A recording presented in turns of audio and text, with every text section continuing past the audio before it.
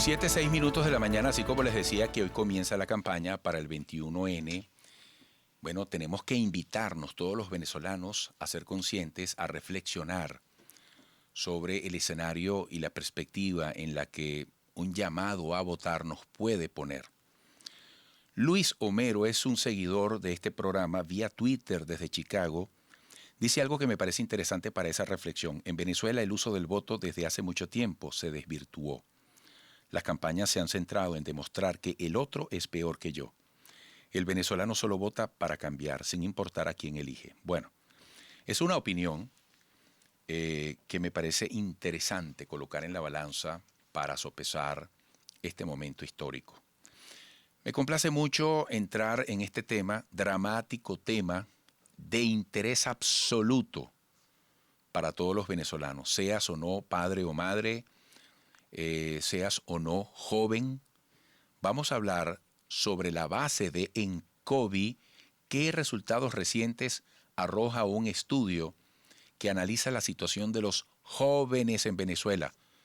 Definitivamente una de las grandes prioridades en este momento es buscar, procurar que nuestros jóvenes encuentren razones para quedarse aquí, que vean futuro en el país donde nacieron.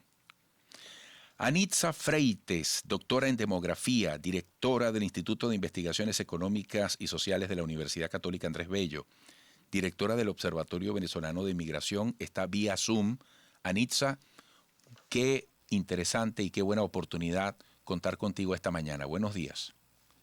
Buenos días, Eduardo. Un saludo para ti y para toda tu audiencia por radio y televisión. Así es. Gracias por esta oportunidad. Agradecidos nosotros contigo. Bueno, Anitza, tú dominas perfectamente el material que tengo en mis manos y que vamos a ir compartiendo en gráficos en nuestra pantalla. Y también, por supuesto, con tu mensaje para los oyentes de radio. Entonces, yo te voy a ir tratando de marcar un poquito la orientación de los distintos contenidos de ustedes para que la gente pueda aprovechar al máximo estos gráficos. Hay un gráfico que dice, se ha reducido la población joven de 15 a 29 años.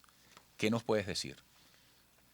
Sí, permíteme un minuto para introducir el estudio que hemos realizado. Nosotros en el año 2013 hicimos una primera encuesta nacional de juventud en un momento en que evaluábamos que el último estudio a nivel nacional sobre jóvenes se había hecho en 1993. Habían transcurrido 20 años sin que tuviésemos un diagnóstico que arrojara información sobre las principales problemáticas de los jóvenes en un contexto demográfico donde la población entre 15 y 29 años, por el proceso de transición demográfica, había adquirido mayor visibilidad estadística. Entonces, bueno, eso nos llevó desde la universidad a realizar ese primer estudio.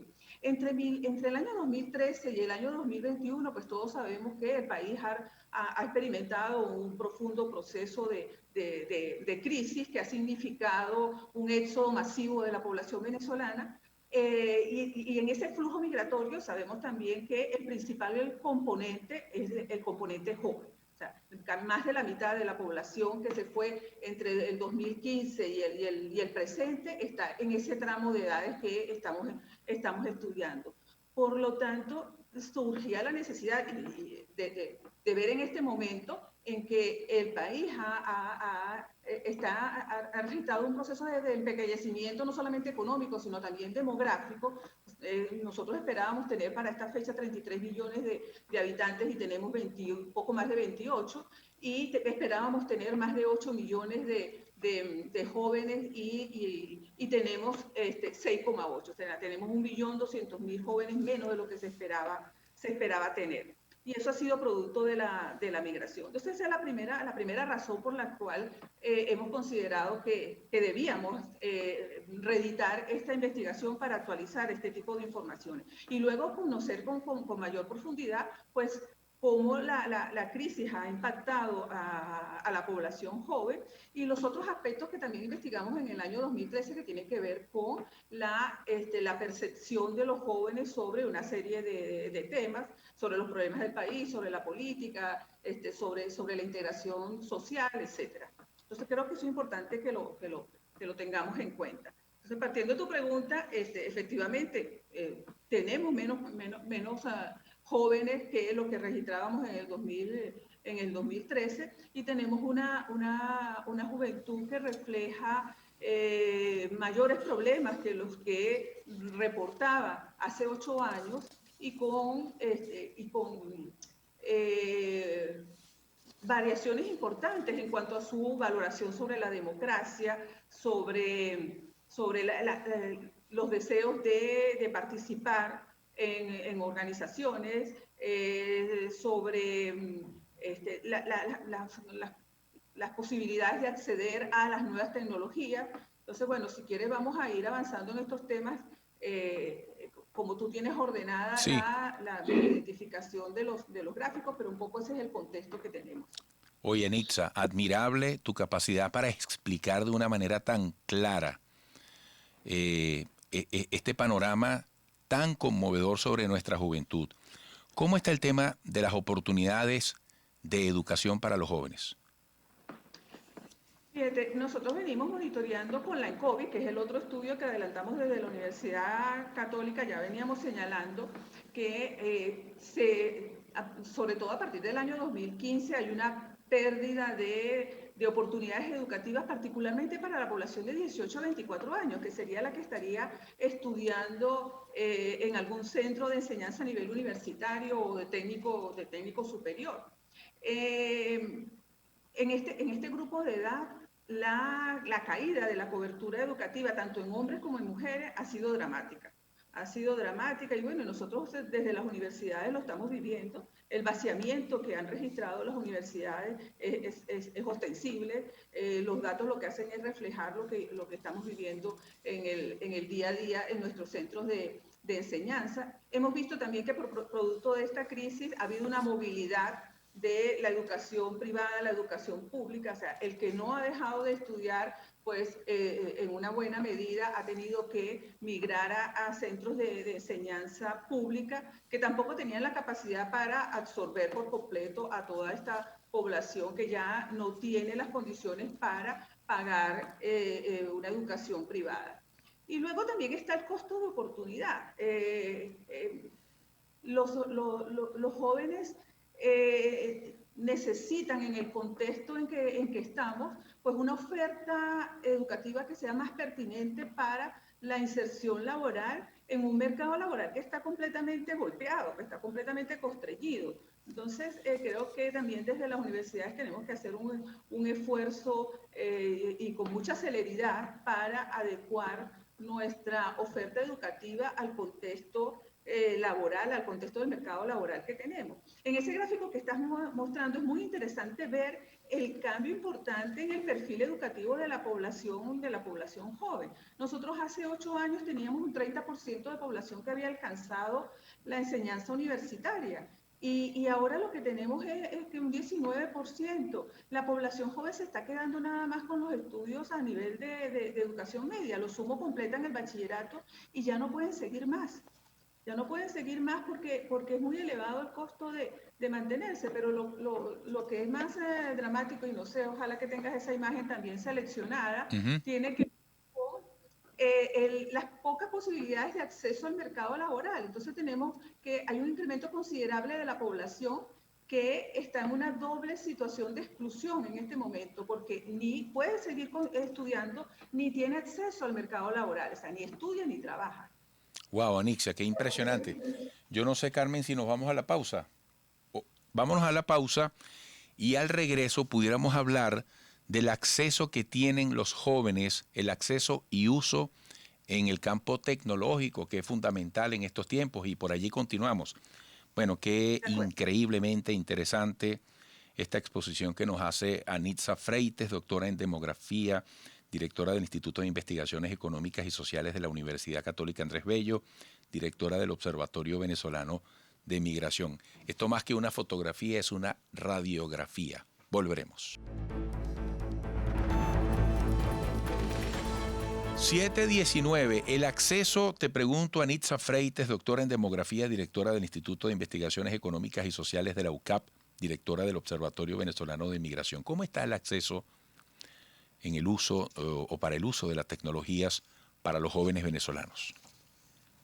El único dispositivo, digamos, de uso más frecuente por parte de los jóvenes es el teléfono inteligente. Realmente es muy limitado el uso de computadoras o tablets, y el uso exclusivo, o sea, que el joven pueda disponer de estos dispositivos para, por ejemplo, en este contexto de educación a distancia, donde los jóvenes han tenido que depender mucho de este tipo de herramientas para seguir de alguna manera el proceso de aprendizaje, pues los resultados que tenemos dan cuenta de la situación de inequidad que se ha introducido adicionalmente a la que ya existe por otro tipo de condiciones en el aprovechamiento de las oportunidades de aprendizaje. Es muy, cuando uno compara entre el quintil más pobre y el quintil más rico, pues bueno, es abrumadora el porcentaje de jóvenes que no disponen de computadora, ni de uso exclusivo ni de uso compartido, y quizás con el teléfono es donde jóvenes pobres se han podido de alguna manera bandear. Y eso está asociado también con el acceso a Internet. Si bien la encuesta nos da cuenta de que un 68%. Vamos a ver qué está pasando con la comunicación. Con Anitza Freites, de repente se congeló la imagen, se detuvo el sonido. Qué interesante cómo puede desglosar de una manera tan comprensible, tan entendible, esta manera de analizar la situación de los jóvenes en Venezuela. Les repito, amigos, que este es el estudio de ENCOVI destinado específicamente a analizar la situación de los jóvenes venezolanos. En este momento estaba refiriéndose al acceso de los jóvenes a las tecnologías. Decía que básicamente lo han medido en razón del uso de computadoras, de teléfonos inteligentes, y que por supuesto la proporción es bastante pequeña en la población. Este es un tema fundamental, señores, insisto. Una de las grandes tareas de reconstrucción que necesita Venezuela es darle a los jóvenes una razón para quedarse aquí, una razón para que vean futuro. ¿Cómo lograr que desde los niveles muy complicados a los que ha llegado la economía venezolana logremos no solo tocar fondo, sino rebotar e ir progresivamente recuperando la economía, y que esa recuperación también se traduzca en oportunidades de trabajo? Casualmente, anteayer, en la barbería a donde yo voy, una señora muy querida me presentaba a su hijo de 19 años y me decía: Eduardo, ve a ver cómo me puedes ayudar, una oportunidad de trabajo para él. Y yo le dije: ajá, ¿y qué te gusta a ti? ¿Qué aspiras tú? Me dijo: lo que sea. Un muchacho que vive en Petare. Y la señora me decía: mira, un señor le ofreció trabajo en La Yaguara, pero ¿cómo hace mi hijo para ir de Petare a La Yaguara? Entonces, fíjense ustedes un poco como nos explicaba Anitza Freites, la cantidad de condicionantes, de limitantes con las que un joven venezolano tiene que alzar la mirada para intentar avanzar en esos años dorados. La gente suele decirle años dorados a la edad madura, pues la juventud también es de oro, y son años, bueno, que se pasan muy rápido, como es la vida. Bueno, Anitza, por favor, te tenemos ahora vía telefónica. Prosigue desde el punto donde quedaste. Bueno, señalaba que hay una inequidad muy marcada en cuanto al manejo de las tecnologías. Uh-huh. Es muy baja el porcentaje de jóvenes que pertenecen a hogares en situación de pobreza extrema, que pueden beneficiarse del uso de este tipo de dispositivos, y eso quedó en evidencia en este año y medio de trabajo a distancia en las escuelas y universidades, en los liceos y universidades, de manera que allí nuevamente vemos las desventajas que hay con relación a las posibilidades de desarrollar oportunidades en el plano educativo y laboral. Mira, en razones de tiempo, Anitza, yo te sugeriría que priorices aquello que podamos aprovechar. Población joven, propensión a emigrar, es súper interesante. El tema de la conexión que puedan tener los jóvenes con los principales problemas, el interés por la política, las preferencias políticas de los jóvenes. Sí, con relación a la propensión a emigrar, es interesante señalar que ahí casi la mitad de la población, le hicimos una pregunta sobre si tuviese la posibilidad de irse del país porque tiene familiares afuera que le pueden facilitar el camino de establecerse, se iría. Pues casi la mitad ha señalado que no se iría, que de ninguna manera se iría en este momento del país, sobre todo entre el grupo de 20 a 29 años. Y pues bueno, eso tiene que ver un poco con el costo que tiene la migración, que ya los destinos que han recibido los migrantes venezolanos están saturados y que pueden haber algunas señales que apuntan a apertura de posibilidades en el corto plazo. Eso nos llama la atención. En cuanto a la valoración de la democracia, comparando la medición de este momento con la del 2013, valoración de la democracia, insatisfacción con la democracia, vemos que el posicionamiento de los jóvenes con respecto a este tema muestra un descontento. El 78% muestra insatisfacción con la democracia, hay un 22% que expresa que un régimen autoritario puede ser posible, solamente 50% dice que la democracia es preferible a cualquier otro sistema político, hay un 27% que le da lo mismo un sistema u otro, y esa insatisfacción con la democracia tiene que ver con el funcionamiento de las instituciones del Estado. Y de allí podemos pasar al tema de la confianza en las instituciones en general. Los jóvenes han mostrado mayor confianza en las instituciones educativas, en la escuela, en las universidades, en la iglesia, pero en las instituciones del Estado, sea presidencia, CNE, Asamblea Nacional, Poder Judicial, los jóvenes están mostrando menos confianza que la que tenían hace 8 años, y en los partidos políticos todavía más. Pues, la indicación sobre su nivel de confianza es bastante baja. Han ganado confianza en estos 8 años, y es importante destacarlo, el sector empresarial, los gremios empresariales subieron casi 17 puntos porcentuales con respecto a la medición anterior, y eso tiene que ver con la apreciación de los jóvenes sobre el empeño que le pueden estar poniendo los sectores empresariales a tratar de salir adelante en esta situación de crisis. No sé cuánto tiempo me queda para seguir. Te quedan 2 minutos. No sé si ya hablaste de las preferencias políticas y la intención a votar en estos tiempos preelectorales.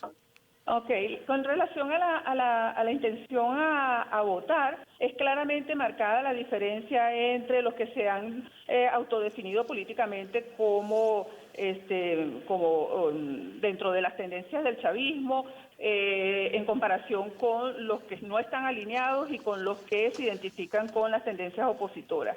Y cuando vemos las razones por las cuales no se tiene voluntad de votar, pues hay un 45% que dice que porque no está inscrito en el registro electoral. Entonces, ahí pues porcentaje muy alto, Anitza.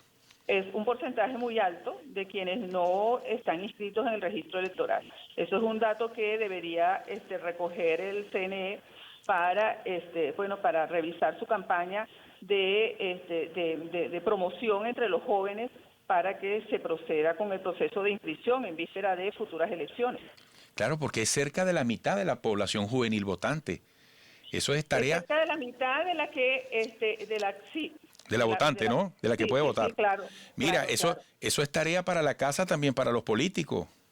Eso es tarea para la casa, para los políticos, claro, porque o sea, yo creo que todos los resultados de la encuesta en el plano en la temática política es tarea para la casa, para las organizaciones políticas, tanto asociadas al chavismo como a la oposición, porque la pérdida de confianza en las instituciones por parte de los jóvenes es dramática. Y tiene razón por lo que les ha tocado vivir a lo largo de la última década.